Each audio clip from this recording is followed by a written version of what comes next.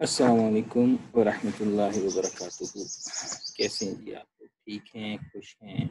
उम्मीद है कि आप इस पेंडेमिक की कंडीशन में अपने आप को महफूज रख रहे होंगे, अपनी फैमिली को, दोस्तों को, सबको महफूज रख रहे होंगे।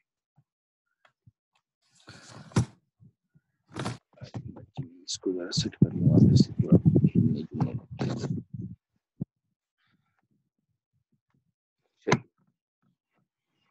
तो आज का जो हमारा टॉपिक है वो टॉपिक है ऑर्डर पिकिंग टेक्नोलॉजीज़ के हवाले से। हम ये पढ़ने की कोशिश करेंगे कि कौन सी टेक्नोलॉजीज़ हैं जो वेयर हाउस में और अदर देन वेयर हाउस जब ऑर्डर आता है तो उसकी पिकिंग के लिए, उसकी फुलफिलमेंट के लिए, उस ऑर्डर को सेटिस्फाई करने के लिए कौन से ऐसी टेक्नोलॉजीज़ हैं जिन्हें इस्तेमाल किया जाता है। Course there are two methods. आप उसे मैनुअली कर सकते हैं, पेपर बेस्ड पे कर सकते हैं, या आप उसे किसी टेक्नोलॉजिकल सोल्यूशन के थ्रू कर सकते हैं। हमारा फोकस आज जो डिस्कशन है इसका ये है कि हम ये देख सकें कि कौन सी ऐसी टेक्नोलॉजीज़ हैं जो हेल्पफुल होती हैं या जिनके थ्रू फर्म्स जो हैं ऑर्डर पिकिंग करते हैं। इतनी साइलेंट में मोबाइल, ये फिर थोड़ी देर बाद तंग करनी शुरू हो जाएगा।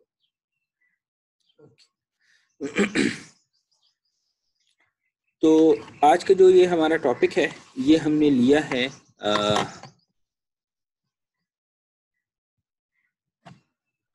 mwpvl.com, और इसमें इसका जो लिंक है ये मेंशन्ड है इस वीडियो में, और इसके अलावा डिस्क्रिप्शन में भी मैंने इसका लिंक दे दिया हुआ है, तो आप उस डिस्क्रिप्शन से भी इसे आराम से देख सकते हैं। डिस्क्रिप्शन में लिंक मेंशन्ड है, आप वहाँ से भी इसे आराम से देख सकते हैं।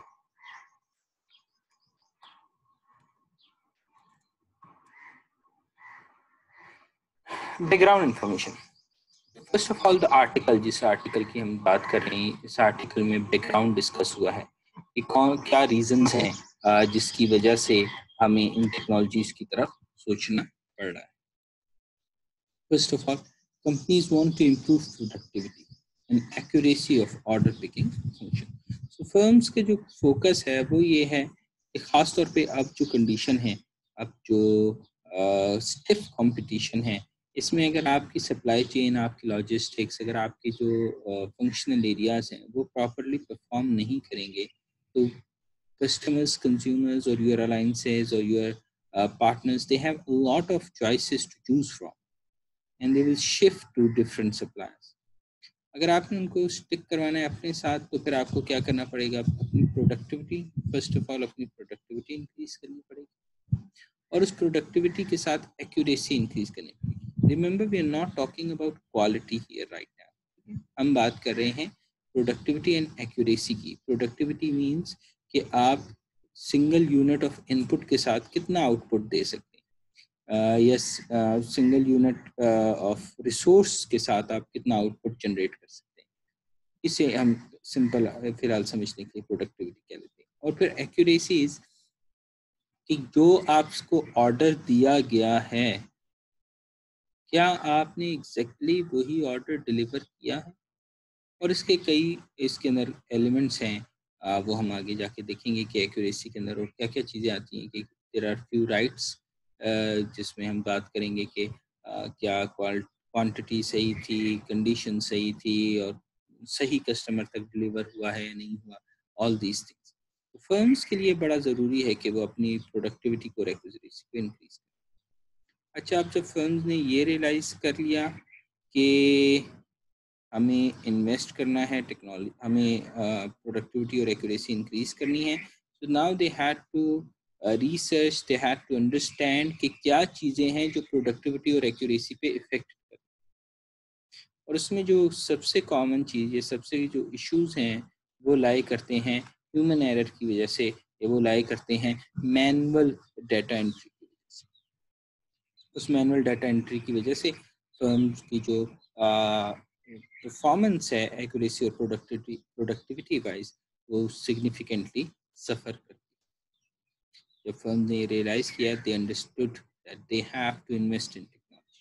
If they do not shift toward technology, they do not automate their processes, they would not be able to cover this gap in the desired productivity and accuracy level. So once they decided that they have to invest in the technology, they need to understand what are the options that are available right now. अच्छा, हमारे यहाँ if we consider about Pakistan, we talk about Pakistan, Pakistani scenario में भी जो बड़े where houses हैं, अच्छे where houses हैं, अच्छे लॉजिस्टिक सर्विस प्रोवाइडर्स हैं, they are working on these things. ठीक है, हम नॉर्मली जो चीज़ें देखते हैं अपने इर्द गिर्द वो ये है कि एक दुकानदार ने कैसे स्टोर किया हुआ है, ये एक छोटे लेवल का डिस्ट्रीब्यूटर है, उसने कैसे स्टोर किया है. On the basis of that we simply say कि पाकिस्तान में तमाम चीज़ें इम्प्लीमेंट नहीं हो रही. This is not right. ठीक, पाकिस्तान में यूज़ ऑफ टेक्नोलॉजी बढ़ चुका है, ख़ास तौर पे वेयर हाउसेस में. बट द पॉइंट इज़ कि क्या हम फुली ऑटोमेटेड हो चुके हैं या हो सकते हैं, तो उसमें फिर आपको डिस्कशन की ज़रूरत है. यकीनी सी बात है, उसके अंदर आपको कंसिडर करने पड़ेंगे बहुत सारे factors. For instance human resource का फैक्टर, क्या हमारे पास स्किल्ड ह्यूमन रिसोर्स है. अच्छा, अगर हम स्किल्ड ह्यूमन रिसोर्स लेके आ जाएं तो क्या हमारे पास इतना कैपिटल है that we can invest in this technology. अच्छा, if we have the capital to invest, do we see कि हमारे clients value this investment in technology. Course के अगर हमारे कंज्यूमर्स या हमारे जो कस्टमर्स हैं, जो हमारे क्लाइंट्स हैं, वो इस टेक्नोलॉजी को वैल्यू करते हैं, only then they will be paying us more. Of course, when we will invest in technology, we will reduce our cost, but we would want to have the cost of technology covered as well. और उसके लिए फिर क्या हमारे पास जो हमारे clients हैं, are they ready to give something in return. और अगर ये तमाम चीज़ें भी हो जाएं, फिर क्या हमारा जो इंफ्रास्ट्रक्चर है, चाहे वो इलेक्ट्रिसिटी के पर्सपेक्टिव से, चाहे वो इंटरनेट कनेक्शन के पर्सपेक्टिव से हो, चाहे वो अप टू डेट गैजेट्स के हवाले से या डिवाइसेस के हवाले से हो, क्या हमारे पास ये इंफ्रास्ट्रक्चर अवेलेबल है. ये चीज़ें कंसिडर करके हम फिर फैसला कर सकते हैं कि क्या जिस भी एरिया में, जिस सेक्टर में, जिस जगह आप जाके जॉब करें, क्या वहाँ ये टेक्नोलॉजीज पॉसिबल हैं या नहीं. ठीक है, अब हम देख लेते हैं कि ऑप्शंस कौन कौन से available. What are the options available for the firms. So the first one is radio frequency handheld device with scanner for data collection. तो पहला ये है कि आप RFID बेस्ड काम करें और स्कैन करें. इसके अंदर बार कोड्स भी आते हैं, कॉन्सेप्ट वही बार कोड का, QR कोड का, वो कॉन्सेप्ट्स भी आते हैं. और आप उन रेडियो फ्रिक्वेंसीज के थ्रू, उनकी आइडेंटिफिकेशन के थ्रू डाटा एंट्री. हम इसको फर्दर कोर्स डिटेल में, हमने ये सारी टेक्नोलॉजीज देखनी है, तो अभी इस पर डिटेल में बात नहीं करते. Then we have visual RF scanning. Radio frequency की विजुअल स्कैनिंग है. ऐसी टेक्नोलॉजीज जो इमेजेस से वो निकाल लें, इमेजेस से डाटा गैदर कर सकें, इमेजेस को स्कैन कर सकें, उसको प्रोसेस कर सकें, वो हैं. Then we have pick to light. ये वेयर हाउसेस का एक स्पेसिफिक फीचर है कि जो शेल्फ्स हैं जहाँ पे आपने स्टोर किया हुआ है, वहाँ आपके पास डिजिट्स या लाइट्स के थ्रू कम्युनिकेट किया जाता है. और जो वहाँ पे लोग घूम रहे हैं, या जहाँ वो जो वहाँ के एम्प्लॉयज़ हैं, या जो वहाँ के मटेरियल हैंडलर्स हैं, दे गेट टू नो कि अच्छा इससे हमने सामान पिक करके पहुँचाना है. उसमें नंबर्स भी लिखे हो सकते हैं, उसमें ऑर्डर की डिटेल भी हो सकती है. There are multiple things to consider in that as जो हम देखें. और मेरा ख्याल है ये पाकिस्तान में इम्प्लीमेंट करना कोई बहुत ज़्यादा मुश्किल नहीं. Then we have voice, spelling mistake है आई गेस, VOC लिखा है, इट्स वॉइस डायरेक्टेड पिकिंग. आप वॉइस के थ्रू जो है आप कम्युनिकेट करते हैं, और उस कम्युनिकेशन के थ्रू आप ऑर्डर को पिक करते हैं. अच्छा, इस आर्टिकल का फोकस जो है वो है वेयर हाउसेस के अंदर ऑर्डर पिकिंग. यानी वेयर हाउस में ऑर्डर रिसीव हो गया है, अब आपने उस ऑर्डर को किस तरह शेल्फ से उठाना है, और शेल्फ से लाके आपने लेट्स से डिस्पैच के लिए जो भी आपने जगह रखी है, या पैकिंग के लिए जो भी आपने जगह रखी है, या जो आउटबाउंड लॉजिस्टिक्स का जो आपका प्लेटफॉर्म है, वहाँ तक आपने कैसे पहुँचाना. यानी उसके पैलेट से जहाँ वो स्टोर हुई हुई है, वहाँ से किस तरह आपने इसको ऑर्डर जहाँ से फुलफिल होने जा रहा है, डिस्पैच होने जा रहा है, उस प्लेस तक कैसे लेके आए. अच्छा, इसकी रीज़न क्या है कि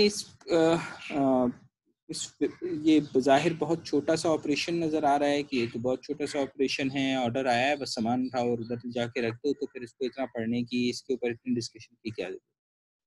उसके लिए हम आगे देखेंगे कि ये जो छोटा सा एलिमेंट है, इसमें जो मोर देन 60-70% जो एरर्स आते हैं ऑर्डर डिलीवरी के वक्त, उसके अंदर 60 to 70% कंट्रीब्यूशन जो है वो इस एक्टिविटी का है कि जहाँ गलत ऑर्डर पिक करके गलत क्वांटिटी, गलत क्वालिटी, गलत कस्टमर के टैग के साथ या इस तरह की मुख्तलिफ चीज़ें वो डिस्पैच कर दिया जाए। इस चीज़ को समझने के लिए हम ये पर्टिकुलर वो पढ़ने की कोशिश करेंगे या डिस्कस करने की कोशिश। The question is why would you want to invest, जो हमने अभी कहा। First thing, the right product. You want to ensure कि कंज्यूमर ने जो प्रोडक्ट मंगाई है हम उसे वही प्रोडक्ट भेज रहे हैं। ठीक है, आपने बहुत दफ़ा देखा होगा कि जी ऑनलाइन ऑर्डर्स किए हैं और ऑर्डर ये कलर किया था, दूसरा कलर गया है, ये ऑर्डर में ये प्रोडक्ट की थी, दूसरी प्रोडक्ट गई है। So we have to understand कि कंज्यूमर को राइट प्रोडक्ट डिलीवर करना है। अच्छा, अब हम जैसे मैंने आपको एग्जांपल दी ऑनलाइन की, तो ऑनलाइन में तो इशू ये है कि आपको अगर प्रोडक्ट ठीक नहीं लगता, कंपनी की कोई पॉलिसी है, कंपनी के लिए बहुत ज़्यादा हैसल नहीं है या उसका जो वॉल्यूम है वो बहुत ज़्यादा नहीं है, ऑफ कोर्स कंज्यूमर जो डिससेटिस्फेक्शन है वो एक डिफरेंट डिबेट है। लेकिन हम जो चीज़ कंपेयर करने की कोशिश कर रहे हैं वो ये है कि जो business to business warehouse से जब हम ऑर्डर पिकिंग की बात कर रहे हैं, ख़ास तौर पे B2B के अंदर, उसमें अगर राइट प्रोडक्ट नहीं जा रही तो उसकी सिग्निफिकेंट कॉस्ट, ठीक है, और उसके सिग्निफिकेंट रिपरकशंस हैं अगर गलत प्रोडक्ट हम बेचते हैं। कंज्यूमर्स के ऑफ कोर्स उसमें भी है, कंज्यूमर आपसे डिससेटिस्फाई होगा और डिफरेंट उसके डिफरेंट एक डिबेट है। लेकिन ये दोनों चीज़ें आपको समझने की ज़रूरत है कि आपने राइट प्रोडक्ट अगर डिलीवर करनी है तो फिर आपको उसे अच्छा प्रोसेस भी करना पड़ेगा। Then we have the right quantity. The right quantity means कि आपसे जितना मंगाया गया है आप उतना ही दे रहे हैं। रिटेल आउटलेट्स के ऊपर भेजते हुए, खासतौर पे डिस्ट्रीब्यूशन टू डिस्ट्रीब्यूशन मूव करते हुए, वेयर हाउसिंग से मूव करते हुए नॉर्मली ये इशूज़ आते हैं। और इसीलिए हमने कहा कि अगर आपने वेयर हाउस से पिक करते हुए गलत क्वांटिटी पैक कर दी है तो जो ट्रांसपोर्टर है वो उसे उतनी ही क्वांटिटी उधर जाके डिलीवर कर, उसमें ट्रांसपोर्टर की तो कोई गलती नहीं है, उसमें लॉजिस्टिक्स की तो कोई गलती नहीं है। उसमें गलती है, जो एरर है वो किस पॉइंट पे है, वो वेयर हाउस में ऑर्डर पिकिंग के ऊपर है कि जिस शख्स ने वहाँ से ऑर्डर पिक किया है, जिसने उस ऑर्डर को देख के वहाँ से ऑर्डर डिस्पैच किया है, उसने वो सही क्वांटिटी डिस्पैच नहीं। एक चीज़ बड़ी इंपॉर्टेंट है जो आपके पेपर पर्सपेक्टिव से, क्योंकि ये आपके पेपर का भी पार्ट है आर्टिकल, कि आपने छोटी छोटी डिटेल्स को गौर से सुनना भी है और इनको याद भी रखना है और इसकी एग्जांपल्स भी सोचनी है, क्योंकि आपसे क्वेश्चंस जो एग्जाम में पूछे जाएंगे वो फिर प्रैक्टिकल या एनालिटिकल टाइप के होंगे। अगर आपने ये छोटी छोटी डिटेल्स मिस की भी होंगी तो फिर आपके लिए बहुत मुश्किल है। तो पहली चीज़ हमने डिस्कस की कि राइट प्रोडक्ट होना चाहिए। दूसरी चीज़, वो प्रोडक्ट राइट क्वांटिटी में होना चाहिए। ठीक है। Third thing, to the right customer. आपने सही, ये खैर इमेज तो एक और डिफरेंट चीज़ भी डिपेक्ट कर रहा है, हम उसको बाद में डिस्कस कर लेंगे, लेकिन राइट कस्टमर, जिस कस्टमर का सामान है उस कस्टमर तक पहुंचा। ठीक है, कस्टमर में मैनेजमेंट में कोई किसी किस्म की गलती नहीं होनी चाहिए। अगर आपका ऑर्डर मेरे घर, मेरा ऑर्डर आपके घर आ रहा है तो फिर काम, ठीक है। ये पुराने वक्तों में तो ठीक था कि जब एक कमरे के अंदर 25 बंदे सोते थे तो एक दूसरे के ख्वाब एक दूसरे को आ जाते थे, एक के ख्वाब दूसरे को, दूसरे के ख्वाब तीसरे को। लेकिन ऑर्डर डिलीवर करते हुए ये चीज़ अगर होगी तो ये एक्सेप्टेबल नहीं। इसलिए बड़ा ज़रूरी है कि आप जो कस्टमर है वो राइट कस्टमर को चूज करें। मार्केटिंग पर्सपेक्टिव या स्ट्रेटेजिक पर्सपेक्टिव से इसकी एक डिफरेंट डायमेंशन है। वो डायमेंशन ये है कि यू नीड टू अंडरस्टैंड कि किस कस्टमर को आप सेटिस्फाई करना चाह रहे हैं, आप किस कस्टमर को सर्विसेज या प्रोडक्ट डिलीवर करना, ठीक है। That is relevant to targeting. So if you target the right customer तो वो एक कस्टमर भी 10 बैडली चूजन कस्टमर से बेहतर प्रूफ होता है, ठीक है। लेकिन यहाँ हमारा जो पर्सपेक्टिव है सप्लाई चेन का और ऑर्डर पिकिंग का, वो ये है कि आपने जिस शख्स की का ऑर्डर है उसी शख्स को डिलीवर करना। ऐसा ना हो कि ऑर्डर किसी का है और डिलीवर किसी और को।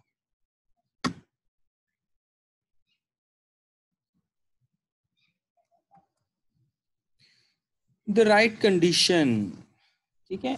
इसमें वैसे बहुत ज़्यादा ऑर्डर पिकिंग का ताल्लुक होता नहीं है, इसमें ज़्यादातर वैसे हैंडलिंग का ताल्लुक, ठीक है, कि आपने हैंडल ठीक तरीके से प्रोडक्ट को किया है या नहीं किया है, आपने पैकेज सही तरीके से किया है प्रोडक्ट को या नहीं किया, आपने जो लॉजिस्टिक्स है, जो ट्रांसपोर्टेशन है, उसमें मूवमेंट के दरमियान तो कोई ऐसी चीज़ नहीं हुई जिसकी वजह से वो प्रोडक्ट की कंडीशन ख़राब हो गई। तो बहरहाल ये राइट कंडीशन के लिए भी आपके लिए इम्पोर्टेंट है। इसमें जो ऑर्डर पिकिंग की वो है कंपोनेंट है, वो रेलेवेंटली lesser than the rest of the points that we have discussed.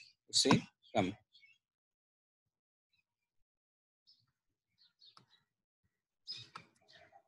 And then we have the lowest possible. We have to reduce the cost. हमें cost reduce करनी है, हमें अपनी operations को smoothly run करना है। जब ये cost reduce होगी तो productivity और ultimately उस पर एक positive impact आएगा, positive effect आएगा। तो firm के लिए बड़ा ज़रूरी है कि वो उन टेक्नोलॉजीज़ में इन्वेस्ट करे जो प्रोसेसेस में जो लैग्स हैं, जो प्रोसेसेस के अंदर रिडंडेंसी है, जो प्रोसेसेस के अंदर रिपीटिशन है, जो प्रोसेसेस के अंदर टाइम गैप्स हैं, टाइम लैग्स हैं, उनको रिड्यूस कर सके। अगर वो इनको रिड्यूस करेगी तो उसकी एफिशिएंसी अल्टीमेटली इंक्रीज, ठीक है। उस कॉस्ट को अब बाज़ लोग ये कहते हैं कि जी जब टेक्नोलॉजी आपने इम्प्लीमेंट कर दी है तो टेक्नोलॉजी की तो अपनी कॉस्ट है, उससे कॉस्ट कम नहीं होगी, उससे तो कॉस्ट इम्प्रूव ज़्यादा होती है।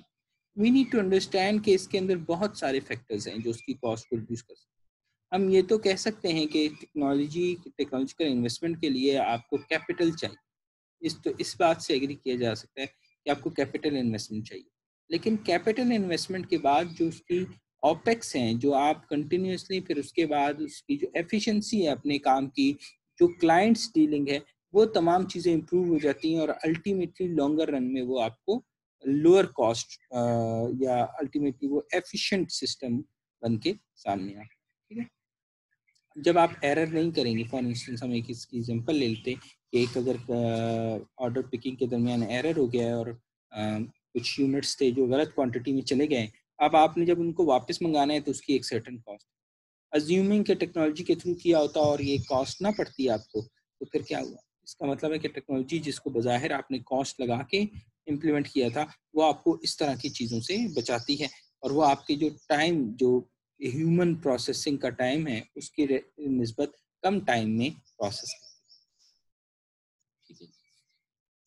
अच्छा, अगर आपका कोई क्वेश्चन है, कोई इशू है, तो आप you're free to ask in the comments, आप कमेंट्स में बता दें, इंशाल्लाह आपको जवाब दे दिया जाएगा। Then we have errors. किस किस्म के एरर्स? 45% टाइम्स ओमिटेड, यानी जो 45% टाइम्स आपके जो एरर्स हैं पेपर बेस में, वो क्या है? वो ये है कि आइटम लिखा ही नहीं है, ठीक है, आइटम बेचा ही नहीं, आइटम बताया गया था, आपने आइटम लिखा ही नहीं। चलो जी, अल्लाह अल्लाह खैर से। जब आइटम लिखा ही नहीं है तो उसको सेटिस्फाई कैसे करेंगे? जब आइटम आपके पास वो ही नहीं है, रिकॉर्ड भी नहीं है, तो आप उसे किस तरीके से डिलीवर करेंगे? 30% रॉन्ग आइटम। 30% एरर किस वजह से आते हैं? कि आपसे कहा गया है कि ए प्रोडक्ट भेज दें, आपने जो है उसकी जगह एच प्रोडक्ट भेज दी, या आपको कहा गया है कि एच भेज दें, आपने एफ भेज दी, तो आपने रॉन्ग आइटम जो है वो सिलेक्ट कर लिया है, चूज कर लिया है। उसके कई रीज़न हो सकते हैं, नॉर्मली ये ह्यूमन एरर्स की वजह से ही होता है। 23% मिस काउंट ऑफ क्वांटिटी, आपने गलत चीज़ें काउंट की हैं, गलत चीज़ों की क्वांटिटी भेजी। 2% क्वांटिटी मिसरेड और ट्रांसपोज्ड, ये नॉर्मली किस, अच्छा पहले पॉइंट जो 23% है वो ये है, ये आपका एरर है, क्वांटिटी लिखी हुई ठीक थी लेकिन आपकी कैलकुलेशंस में गलती हुई है जिसकी वजह से वो गलती। अच्छा, अब इस एरर को रिड्यूस करने के लिए क्या किया होता है वेयर हाउसेज में? पहले जी नईम साहब जाएंगे, नईम साहब ऑर्डर पिक करेंगे, फॉर इंस्टेंस ऑर्डर के लिए 10 यूनिट्स रिक्वायर्ड थे, नईम साहब जाएंगे 10 यूनिट्स उठाएंगे, काउंट करेंगे, ला के रखेंगे, जो अब जिसने ऑर्डर को पैक करना है वो पैकिंग वाला के साथ एक और शख्स खड़ा होगा, वो उसको काउंट करेगा, उसके ऊपर सिग्नेचर करेगा, फिर वो आइटम्स जो पैकिंग वाला है वो एक एक करके पैक करते जाएगा, काउंट करेगा, डब्बा बंद करेगा, उसके ऊपर अपनी स्टैंप लगाएगा, बताएगा कि 10 यूनिट। 3 बंदे एक ही काम कर रहे हैं, इंश्योर कर रहे हैं कि क्वांटिटी ठीक जानी चाहिए। This is the inefficient systems that we are talking about. With the help of technology हम इसका जो टाइम पीरियड है उसको श्रिंक कर सकते हैं। और जो क्वांटिटी मिसरेड की एलिमेंट है, वो क्वांटिटी मिसरेड का मतलब ये है कि प्रिंटिंग के अंदर जब आपने प्रिंट किया है तो उसके अंदर मिस प्रिंटिंग हो गई, उसके अंदर क्लियरली समझ नहीं आ रहा कि ये 2 लिखा है या 8 लिखा है या 3 लिखा है कि 8 लिखा है, 6 लिखा है, कि उसकी वजह से आपको गलत हो। लेकिन इसके जो चांसेस हैं वो कम हो गए हैं, खासतौर पर डिजिटल प्रिंटिंग के बाद से। तो ऑर्डर एक्यूरेसी की बेंचमार्किंग किस तरह की जाती है? सबसे पहले है gross error rate in units. Gross error rates का क्या मतलब? ग्रॉस एरर रेट का मतलब ये है कि हम ओवरऑल देखते हैं कि कितने यूनिट्स की गलती, तो हम इसे चेक करते हैं यूनिट्स में। तो 3 सिनेरियोज हो सकते हैं, ठीक है जी। Number 1, under quantity. आप जो क्वांटिटी भेज रहे हैं वो उस क्वांटिटी से कम है जो डिमांड की गई है। फॉर इंस्टेंस, आपसे कहा जाता है कि जी 10 यूनिट्स भेज दें और आप उस 10 यूनिट्स में से 7 यूनिट्स भेज दें, तो 10 - 7 3। तो अब आपका एरर कितना हो गया? 3 यूनिट्स का एरर हो गया। दूसरा सिनेरियो ये हो सकता है कि आप ओवर क्वांटिटी। ओवर क्वांटिटी का क्या मतलब है? ओवर क्वांटिटी का मतलब ये है कि मंगाए आपसे 10 थे, भेज आपने 12 दिए। अब ये जो 10 - 12 ये जो 2 यूनिट्स हैं, ये 2 यूनिट्स क्या है? आपकी ओवर क्वांटिटी है, ये ग्रॉस है। इसमें जो सबसे इंटरेस्टिंग चीज़ है वो है डिफरेंट आइटम। आपसे कहा गया कि 10 यूनिट ए के भेज दें, आपने 10 यूनिट बी के भेज दें, ठीक है। तो अब एरर कितना है? एरर है 10 यूनिट ए के जो नहीं भेजे, तो 10 का एरर आ गया, 10 का एरर आ गया। फिर 10 यूनिट जो बी के भेज दिए जो नहीं भेजने थे, वो भी 10 का एरर आ गया। तो अब ग्रॉस एरर इसमें कितना हो गया? 20 का ग्रॉस एरर। 10 यूनिट्स आपने ए के भेजने थे, उसकी जगह आपने बी के भेज दिए। अब हुआ क्या कि जो 10 के ए के 10 यूनिट्स भेजने थे वो भी आपने नहीं भेजे, तो वो एरर है 10 का। फिर जो 10 बी भेज दिए वो भी एरर है 10 का। ये 10 + 10 क्या हुआ? ये 20 का। This is called gross error rate. फिर हमारे पास नेट एरर रेट है इन यूनिट्स। नेट एरर रेट भी आपके पास ग्रॉस एरर रेट जैसा है। जैसे अंडर क्वांटिटी में हमने कहा कि 10 की जगह 10 की जगह 3 भेज दिए, और 10 की जगह 7 भेज दिए, 10 की जगह 7 भेज दिए, तो जो एरर है वो कितना आ गया? 3 का। इसमें भी ऐसे ही है। ओवर क्वांटिटी में नेट एरर इसी तरह है कि अगर आपने 10 की जगह 12 भेज दी हैं, तो जो नेट एरर है वो 2 के यूनिट्स है। लेकिन इसमें जो तीसरा सिनेरियो था डिफरेंट आइटम का, वो नेट एरर क्या है कि 10 आइटम्स भेजने से ए के आपने 10 आइटम्स भेज दिए हैं बी के, तो ये एरर कितना है? 10 यूनिट्स का ही एरर इसमें कंसिडर होता है कि आपने 10 यूनिट गलत भेज दी। इसमें ये जो हमने ग्रॉस में कहा था कि उसमें 20 का इसका एरर काउंट होता है, नेट एरर में इसको 10 ही काउंट किया जाए। नेट फाइनेंशियल एरर रेट, ठीक है। फाइनेंशियल एरर रेट का मतलब क्या है कि आपको 100 उसका डॉलर्स का ऑर्डर आया था, आपने $105 का ऑर्डर भेजा, तो अब आपके पास ने कितना एक्स्ट्रा भेज दिया? 5% भेज दिया, ठीक। तो इसमें हम जैसे ऊपर वाले दोनों पॉइंट्स में हमने कहा कि हम यूनिट्स को डिस्कस करते हैं, या हम किसकी बात कर रहे हैं, या हम फाइनेंसिस की बात कर रहे हैं, हम उसकी कॉस्ट की बात कर रहे हैं, हम उस एरर की बात कर रहे हैं, यानी जो अमाउंट में इन्वॉल्व होगा, जो फाइनेंसिस के जो उसके last is the markouts. Most of the firms use this mark. आपको याद होगा सेफ्टी स्टॉक के टॉपिक में हमने 2 चीजें पढ़ी थी, ऑर्डर फिल रेट और प्रोडक्ट फिल रेट। तो जो पहले दोनों पॉइंट्स हैं वो प्रोडक्ट फिल रेट के पर्सपेक्टिव में, यानी आप नंबर ऑफ यूनिट्स देखते हैं, प्रोडक्ट्स देखते हैं। On the other hand mark outs जो हैं ये आप प्राइमरली फोकस करते हैं ऑर्डर्स पे, यानी ये ऑर्डर फिल रेट की तरह है कि फॉर इंस्टेंस आपसे के पास 20 ऑर्डर्स आए थे, आप उन 20 ऑर्डर्स में से 16 को फुलफिल कर सके। तो अब आपके कितने ऑर्डर्स रह गए? 4। तो कितने का एरर आ गया? 4 ऑर्डर्स आपके मार्क आउट। अब उस 4 ऑर्डर्स के अंदर हो सकता है 100 मिलियन का प्रोडक्ट हो सकता है उसके अंदर 1 रुपीज़ का प्रोडक्ट हो, लेकिन ये जो 4 मिलियन, जो 4 आपके ऑर्डर्स नहीं जा सके, 4 ऑर्डर लाइंस आपकी डिस्टर्ब हुई हैं, इन्हें हम कहते हैं mark. Normally business to business में या नॉर्मली वेयर हाउसेज में ऑर्डर पे ज़्यादा फोकस किया जाता है कि कितना ऑर्डर आपने कम्प्लीटली फुलफिल किया है, कितना ऑर्डर आपने फुलफिल नहीं किया। ठीक है, उसकी रीज़न ये भी है कि ये ज़्यादा थोड़ा रिजिड किस्म का है, थोड़ा ज़्यादा सख्त किस्म का है। फॉर इंस्टेंस आपके एक ऑर्डर के अंदर 10 प्रोडक्ट्स थे, ठीक है, आपने उसमें से 9 प्रोडक्ट सेटिस्फाई किए, 10वें डिलीवर किए, 10वां प्रोडक्ट नहीं डिलीवर कर सके, तो अब आपका पूरा ऑर्डर जो है वो ख़राब हो गया। अब आप उस ऑर्डर को सक्सेसफुल ऑर्डर कंप्लीशन की तरफ नहीं लेके जा सकते। अब क्या हुआ, जो 9 इस ऑर्डर के अंदर आपने कंप्लीट किए हैं वो भी आपके एरर में आ गए। इस वजह से ज़्यादा सख्त है, पिनिटिव है, यानी पनिशमेंट ओरिएंटेड है। इस वजह से अक्सर जो वेयर हाउसेज हैं, जो अक्सर फर्म्स हैं, वो इसे इस्तेमाल करते हैं। नेक्स्ट लेक्चर में अभी मेरे ख्याल है कि ये कोई 20-25 मिनट की, 20-22 मिनट की वीडियो हो गई होगी अब तक। तो इतनी देर तो आप लोग, मेरा ख्याल है कि खैर। तो अगला जो लेक्चर है आपका, उसमें इंशाल्लाह हम टेक्नोलॉजीज़ का ओवरव्यू देखेंगे, टेक्नोलॉजीज़ को समझेंगे। जो 4 टेक्नोलॉजीज़ हमने बात की, रेडियो फ्रिक्वेंसी की scanning, visual radio frequency, pick to light and voice directed picking, इनको हम देखेंगे कि किस तरीके से यूज़ किया गया है। और इम्पॉर्टेंट बात यह है कि कौन सी टेक्नोलॉजी किस किस्म के सिनेरियो में ज़्यादा एप्लीकेबल है, इम्प्लीमेंटेबल। सिर्फ ये टेक्नोलॉजी पढ़ने का मकसद ये नहीं है कि आप ये देख लें कि अच्छा रेडियो फ्रिक्वेंसी होती है जी, आगे से यूं करके घुमा दें, आगे से यूं करके घुमा दें तो जी रिकॉर्ड हो जाएगा, या जी पिक टू लाइट, लाइट जल गई है तो हम वहाँ से ये समझना मकसद नहीं। मकसद ये है कि आप कल को किसी फर्म में जा रहे हैं, किसी वेयर हाउस में जा रहे हैं, सप्लाई चेन ओरिएंटेड फर्म में जा रहे हैं, लॉजिस्टिक सर्विस प्रोवाइडर के पास जा रहे हैं, you should be able to understand if asked which technology or how can we improve the efficiency of our warehouse. We should be able to evaluate these technologies at least, and many more if you want to, but at least these.